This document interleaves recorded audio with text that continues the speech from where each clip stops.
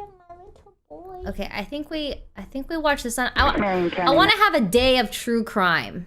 Also, I'm gonna like the videos that we've watched. Did I like this one already? I knew I must have done something wrong. Oh, shut up, bitch. Not you. That guy. I didn't even say anything. You didn't have to say. I had to clarify. I No, hate. you didn't. I hate that guy. Didn't say anything. And now he has life in prison where he's getting food. He has shelter. More than like half the homeless people in LA. I'm catching strays just sitting here, bro. Not you. Yeah, I Not know it wasn't me. Disgusting. Not you. Anybody Not you. like COVID-19 symptoms? No, somebody's shooting in my hub. I'm at FedEx in Plainsville. I love Rainbow Dash, My Little Pony. What is the address? The address is 8951 Mirabelle Road. How many shots did you hear? I don't know if anybody got shot. Can we go out down here? Can we run on way to the end and go out? Don't go outside. Stay where you're safe. 8951 Mirabelle Road. I want you to stay with me, okay? Don't hang up, okay? Shut that door! When a young boy's mother notices his odd behaviors, intensifying year by year, she begins to worry about him. It began as a child when young Brandon Hole insisted on wearing 3 pairs of shorts at a time. What? That seemed innocuous enough until years later, when he developed an unusual obsession that soon went off the rails. This was the bedroom of that same boy. Only now he was well into his teenage years, and his true love is depicted on the colorful posters hanging on these walls. The cartoon ponies you see are the central characters on a children's animated television series, My Little Pony. Most people would do anything for the love of their life, but few knew just how far Brandon was willing to go for his. Look at these photos. And the ones that did know would soon wonder how they didn't see the horrific outcomes staring them right in the face. The heck? Hello? Hi, can I speak with Brandon, please? Oh, yeah, this is Brandon. Brandon Hole was no stranger to tragedy. In this phone call with police, you'll quickly learn how his demons began to develop at such an early age. His mother, Sheila, estimates he was only 4 years old as she describes the dramatic incident you're about to hear. Oh, no. I mean, he would, be real depressed one day and be like, I ought to just do what my dad did. How did his dad kill himself? So, Oh, Did he find him no. or did he see that? no, he was there when we got into a real bad argument, and his dad said that, hey, whatever, if you leave with the kids, I'm going to myself, and I said, go ahead. He was, I think, 4 then. It seemed this haunting memory would follow Brandon everywhere he Oh went my- for the rest of his life. Jeez. Before long, Sheila would see his struggles start to manifest in unusual behaviors, including his insistence on wearing 3 pairs of shorts at a time, the way he would rock back and forth as he watched television, and how if his routine tasks were interrupted, the whole sequence would begin again. He was eventually diagnosed with obsessive-compulsive disorder. Sensing something was off, Sheila took her troubled son to Barrington Health Center in Indianapolis. But there she would learn there was more going on than she ever knew. The first visit in 2011, when Brandon was 9, would prove to be his first of many. But with every visit, the outcomes grew worse and worse. And ultimately, it all culminated in some of the most terrorizing moments ever caught on camera. Less than a year after being diagnosed with a bevy of disorders, including disruptive behavior disorder, anxiety, obsessive-compulsive disorder, and depression, Oh, wow. Brandon's behaviors would soon become much more aggressive. Thanks to his ever-increasing temper, his mother took him back for another visit 1 year later. As it turned out, his mother's fears were no exaggeration, and the medical records are damning evidence that prove it. From excessive lying to disrespectful behavior, Brandon's temper was now only part of a growing list of concerns. But for Brandon, it was just the beginning. It's May of 2013. Brandon is 11. A police officer was dispatched to the home Sheila and Brandon shared with Sheila's boyfriend, Keith Larson.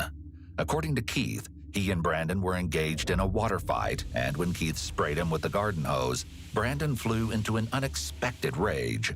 He'd locked himself in the bathroom where he proceeded to destroy items inside.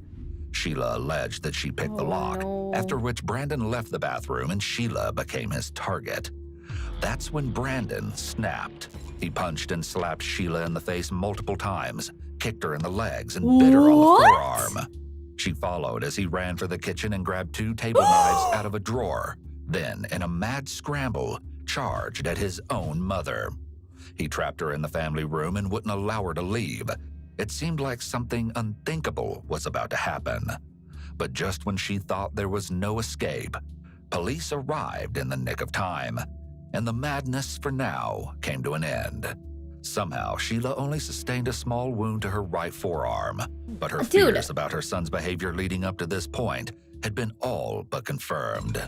The incident ended in Brandon receiving several months of probation. I couldn't live with my kid again if my kid came at me with a knife. And every year, Brandon would ascend another step on that stairway to madness.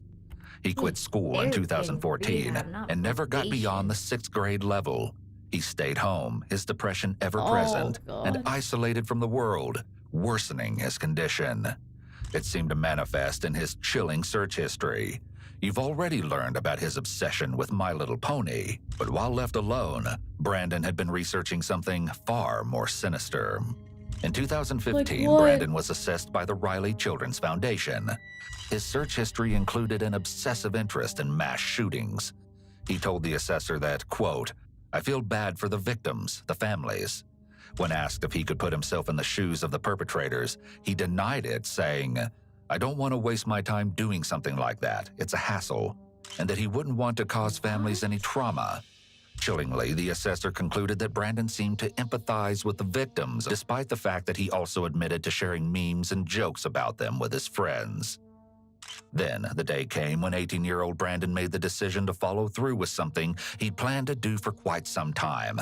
It was March 2nd, 2020. And he was like, "Well, drive me to the gun store and I'll just look around." On the way to the gun store, we saw a sticker that said hashtag stop the life. And he's like, "There's your sign." And I was like, okay, well, if you buy a gun, there's your sign. You know, I got to take that away from you. You know what I mean? Right. So, and he did buy it without bullets. The store was out of ammunition that day. That This night, mother! Sheila and her daughter devised a plan. The situation was far too perilous, and they couldn't just sit back and watch to see what became of it. They had to act. If not, Sheila feared, perhaps Brandon would follow through and take his own life, just as his father had done several years prior. Or something much, much worse. The following morning, they traveled to the Indianapolis Metropolitan Police Department and filed a case report telling of his troubled past and how he planned to point his shotgun at police, thereby ensuring his death. Later that same day, on March 3rd, several officers and members of the Indianapolis Mobile Crisis Assistance Team, or MCAT, responded to Sheila's home. Upon entering, Brandon was placed in handcuffs, with the police report stating that Brandon had become quite anxious, and his main focus was ensuring that no one looked at his computer. What police would find on that computer would leave Sheila utterly shocked, with the search revealing extremist websites in his history. At this time, Brandon's gun was confiscated under Indiana's red flag law. When Brandon was taken to Eskenazi Hospital for further assessment, she hoped he'd be put on a 72-hour hold. But instead, somehow, he was in and out in under 2 hours. To Sheila's utter surprise, an emergency medicine doctor determined there was no diagnosis, and Brandon denied having any issues. What's more shocking, there's no record that indicates a formal psychological assessment was ever conducted on Brandon during this visit, despite Sheila's cries for help. A few days after the visit to Eskenazi Hospital, a detective contacted Sheila concerning his confiscated shotgun. I just needed to talk to you about what happened with Brandon. My role in this is simply just to see if we're going to file a retention case. If they file a retention case, he would also be deemed to be a dangerous person, which only means that he wouldn't be able to purchase a firearm. This isn't a criminal record, and it's not, you can't even see it. Like, if somebody were to search for criminal cases and stuff, these cases don't go into there because they're just civil. once they get filed, like if I needed to check on one, I can't even do it. I have to send an email to the prosecutor's office and ask them to look because they're the only ones that can access it. So to see like what the status of it is. Then, when the FBI visited with Sheila the following month, they would unknowingly add fuel to the fire. An agent, along with another officer, visited Sheila's home and asked to meet with Brandon. When the agent asked Brandon what he planned to do with his life, Brandon replied that perhaps he could join the FBI. In response, the agent made it clear that wouldn't be an option for him. Perhaps this was the straw that broke the camel's back. It would be exactly 1 year to this very day that Brandon would unleash the inner demons he'd been harboring since early childhood. At the conclusion of the meeting, all intelligence that had been gathered on Brandon revealed the last thing Sheila or any mother would ever want to hear about their own son. Brandon had all the makings of a mass shooter. Yeah, I feel like all the red flags were there. The FBI may have recognized in Brandon were that he was a loner with feelings of rejection from society, as well as feeling like he was being treated unfairly, and his belief that he was a victim. Other red flags that Brandon showed were his symptoms of depression, homicidal thoughts, violent fantasies, and anger problems. In conjunction with the other warning signs were his traits of narcissism, and most concerning of all, his fixation on past school shootings maybe his and mass murderers. recent search history. Despite the exchange with the FBI agent, Brandon, for a time, seemed to be on the up and up. He found a job in 2020, and he seemed to enjoy working at the local FedEx SmartPost facility. Maybe this was the new beginning Sheila had hoped for after all those arduous years. Maybe Brandon was finally improving. But it wasn't the case, and in fact, he was only just ascending into peak madness. In the months before he would do the unthinkable, Brandon quit showing up for work. It seemed he couldn't bring himself to get out of bed. By October, his stint at the FedEx facility had officially come to an end. It was mid-March of 2021, and Brandon had moved back to his mother's home. Once again, Sheila had to fight the system in order to get her son in front of a mental health professional before he was finally assessed. Multiple pages of notes named a variety of Brandon's conditions, amongst them generalized anxiety disorder, recurrent major depressive disorder. Meanwhile, even while he was in therapy, this is an actual list of the items he was purchasing. As he was making these purchases, I feel like it's so sad because this kid needed so much help, especially after losing his father the way that he did. His mom was not helping him at all either. I feel like all of the signs were there, and maybe he could have been like helped or saved in any way. But it's just it's so sad. It's so sad. And then they don't do anything about it until after like a shooting happens. I know, the mother literally brought him to the gun store and bought him a gun. Insanity. he attended another session with a social worker. But by now, Brandon had reached the point of no return. The following day, he attended a session with a different social worker, stating he had no empathy and no care for the lives of others, including his own flesh and blood. 2 weeks later, in what would be his final counseling session, he stated the same thing again. But what he added this time was chilling. Brandon claimed he was a danger to society and that society should fear him. Oh, and he was right. Marion County 911. There's been a shooting. Okay. Multiple shots. How many shots were fired? A lot. It started the night Brandon quietly departed home, never to return again, en route to his final destination, the FedEx SmartPost facility, sometime around 11 p.m. on April 15th, 2021. That particular evening was nothing out of the ordinary. Sheila returned home from work with dinner for Brandon and found him to be in a pleasant mood. After he ate, he took a relaxing bath, then they both went to bed. Or, so Sheila thought. Once inside the FedEx SmartPost facility, Brandon makes his way through, savagely opening fire on everyone in his path. Then he moves through the lobby, assassinating employees at random as they attempt to run for their lives. Soon after, he returns to the parking lot and immediately opens fire on those unfortunate enough to be in close proximity. 911 calls flood local dispatchers as Brandon continues his murderous undertaking. I think there's possibly multiple shooters. I hear them outside. I'm in the control room. There's 3 of us in here. Sorry. Okay, so what I need for you guys to do, like I said, stay down, make sure your door is locked. Put something against that door if you can to keep yourself safe, okay? Please. There's someone upstairs. Okay, they're on the way. They're on the way. In a matter of minutes, the premises transformed into a nightmare. There's somebody on the parking lot with a rifle shooting. We got the guy in here. We got him in here. He's been shot. Okay. He's in our shack with us. Hey, stay on the line for me. Let me get medics on the phone. I'm not going to hang up, okay? Stay with me. There is at least one person down. Send an ambulance or 2, please. Yeah, we have the ambulance and the officers en route. But they have an AR-15. I'm not sure how many other guns they have, but I know they at least have 1 assault rifle. They're still shooting. Okay, okay, stay on the line. They're already on the way to you, okay? But stay on the line with me. Keep yourself safe. I need you to let me know anything that happens, okay? Right now I just hear a lot of gunshots and a lot of people around. Okay, hold on.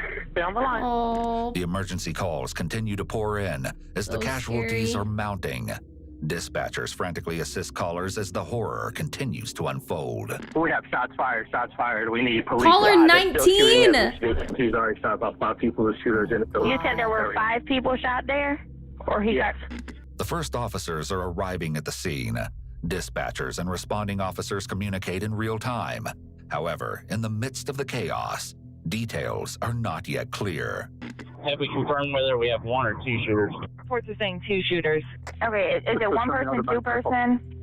Can't tell. Just multiple rifle shots, but it sounds like the same report, so I'm assuming 1. Okay, are they inside or outside? Last they were outside. Okay. I'm getting information that he's still inside the building from somebody pulling off the lot. Footage reveals that after carrying out his plan, Brandon returned to an earlier location in the FedEx facility. Without so much as a shred of hesitation, he then proceeded to end 1 more life, his own. Employees on site continue to place calls, begging and pleading for help in this surreal nightmare that has been sprung upon them without warning. As far as they are aware, the shooter is still preying on victims. Is there someplace you can get safe? I want you to stay safe, okay? I don't know because I still hear gunshots. Okay. They're inside the building. Is there someplace you can hide? Is there a desk, something you can get under? I'm at door 235. There is a trailer on this door. Get under. Slide under that. Someplace where you can Slide stay under, safe, please. okay? Really well, okay? Stay with me, okay? As Natasha and another employee remain hidden, well over 100 officers are dispatched to the scene. 2 more down, car and parking lot, white Toyota Camry. Another one down by Silver Explorer, front row. Control, advise Eskenazi will have multiple patients. Advise them to be ready. I'm outside the lobby. I had to get all the people out. He couldn't get through the turnstiles, but he was sticking the gun through. So when he went out to the parking lot, I rushed everybody back through our second set of turnstiles and sent them into trucks. Is there a certain entrance number or door that we can note here in the run so they know where to get to you? And how many people are with you? I can get the cops oh my through. God, so many Somebody got the calls. door out there. Is that a police officer or is it him again? It's a police officer. It's a police officer. Judy encounters the officers as they make their way through the building to secure the scene. Dispatchers check in with callers who have remained on the lines. The officers know where you are, okay? I've put that in there, okay? Do you want to stay on the line with me until you get there? Don't leave me. Okay. Yes. I'm not going to leave you. I will not leave you then, okay? I'm going to stay with you then, okay? You're fine, okay? That's perfectly fine. After more than 30 minutes with the dispatcher, Natasha's wait is over. Help! Help! Help! I'm under. Allegedly, because of the facility's policy that employees couldn't carry cell phones in certain areas, some workers may not have been able to phone for help or contact friends and family during the shooting. The killing spree had come to an end, but the aftermath of the attack is difficult to fathom. He shot so many people. Oh my God, he got Uncle, and Uncle's only been here a week. They're dead out here. Oh, God. 8 innocent, unwitting victims' lives ended abruptly. Soon, Brandon is located by officers as they confirm that he is now deceased. It was then that Brandon's disturbing motive was revealed. Brandon was heartbroken over a My Little Pony character. In his final Facebook post on April 15th, 2021, he wrote, "I hope that I can be with Applejack in the afterlife. My life has no meaning without her. If there's no afterlife and she isn't real, then my life never mattered anyway." But I kind of just need to talk to you about what happened that day and how you're feeling about whether you'd want it back or if you... Oh, sorry to interrupt, but okay. But I don't want it back at all. It's fine. What would be your goal for us to do with the gun? Just destroy it, or Okay. well, yeah, I'd say that. Because I'm not worried about that. I'm worried about getting my life back on track. I don't have any mental health issues that I'm aware of. I don't think I do. And I wouldn't say depressed, but my feelings to the reason why I got a gun is because I wanted to show my best friend who's really into hunting and stuff. Mainly also for like the fun of shooting it. I mean, if you're getting it back on track, I don't know what it's off track of it unless it's just that you didn't get your high school diploma. I mean, yeah, off track. I mean, it's that. I mean, I'd say that. I mean, do you think this, like, not doing anything with your life is on track? I mean, I don't think so. But I also think that could make me sad and depressed if I felt like a failure or whatever, but apparently that's not what you're feeling, so. I just signed up for GED. I'm going to get my GED. I'm going to counseling or therapy, or I'm not really sure what the correct term is. Yeah. And I'm going to try to get my life back on track, and I'm really trying hard. The FBI concluded Brandon's The purpose detective was to kinda demonstrate his weird. masculinity and capability while fulfilling a final desire to experience killing people. It was a moment in time that further reinforced the importance of not only recognizing red flags, but acting upon them too. Those 8 lives that were lost that day ranged in age from 19 years to 74 years, and include Matthew Alexander, Samaria Blackwell, Amarjeet Johal, Jasvinder Kaur, Jaswinder Singh, Amarjeet Sekhan, Carly Smith, and John Weissert. Brandon's mother wants her son to know that when she cries these days, it's not for him, it's for the victims. If she could talk to him today, she'd say, "I grieve those people more than I ever will you."